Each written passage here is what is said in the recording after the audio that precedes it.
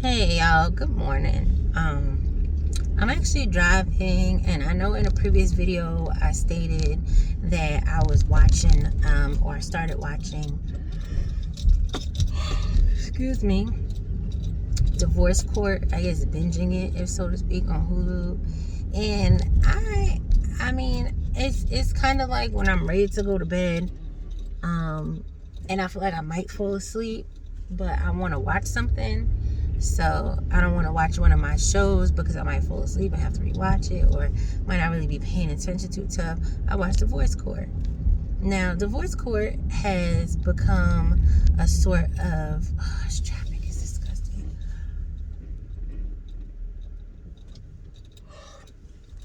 Divorce Court has become a sort of school, if so to speak. It's so interesting to see the things that men and women deal with in the name of love. You know what I mean?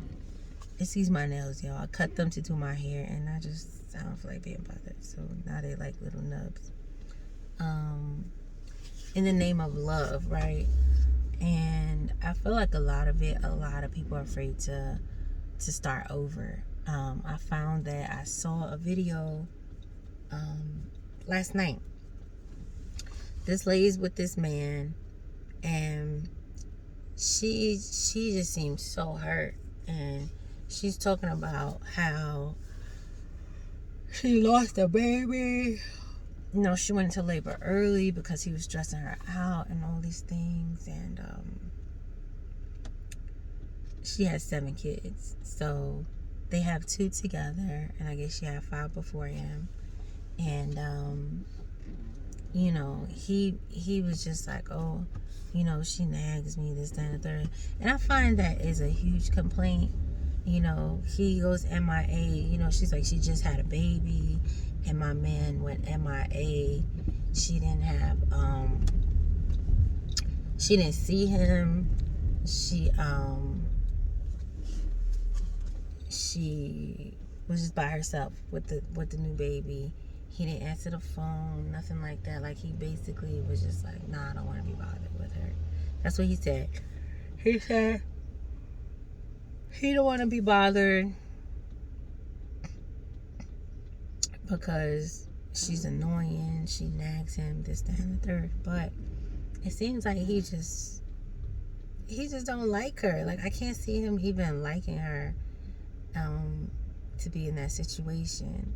And then you see other couples, like another couple who the lady said she had a hysterectomy, so she went through like early menopause or premenopause, and she don't have no sex drive, and the dude doesn't help her, so she feels like he's a child, so she's not sexually attracted to him.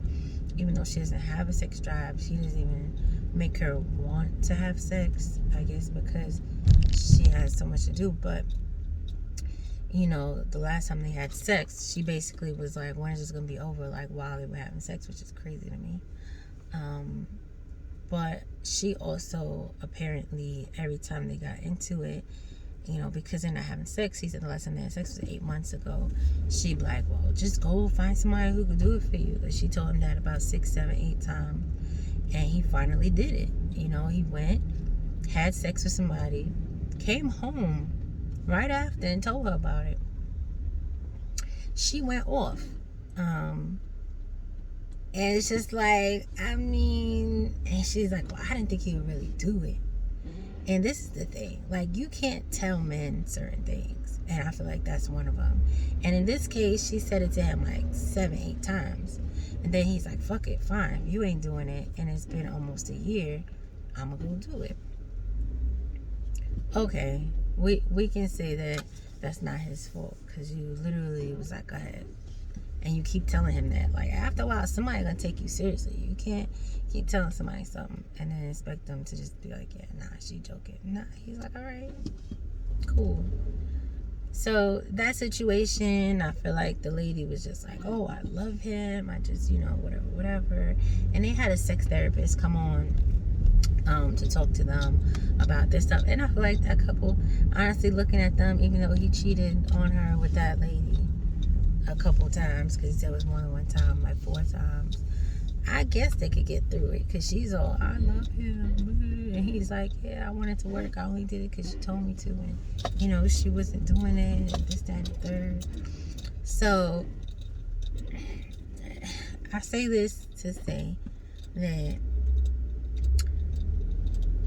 we as women, we as people, because even though it's rare, there's a lot of toxicity. Ooh, I sit on the first try in some of these relationships that are coming from the women.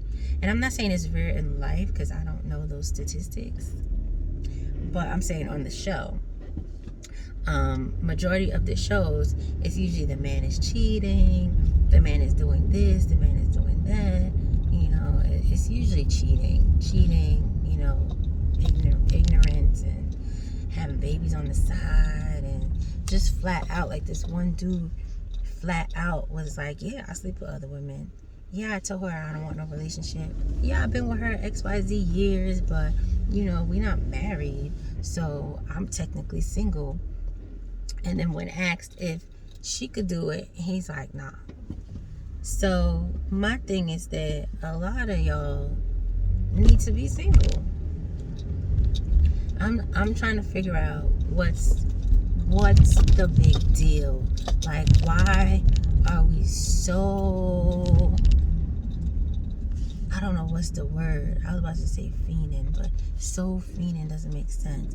But why are we fiending to be in relationships just to say, you know, I have this boyfriend, or, you know, I have this relationship, or what have you? Why are we doing that?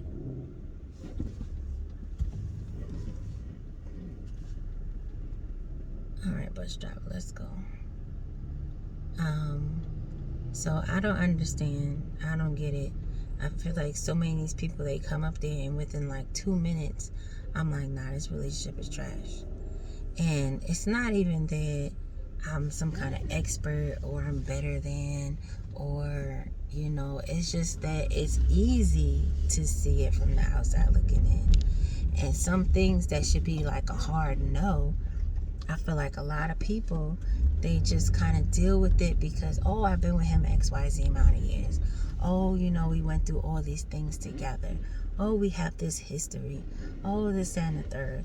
And honestly, I feel like people forfeit their happiness for the sake of saying, I'm in a relationship.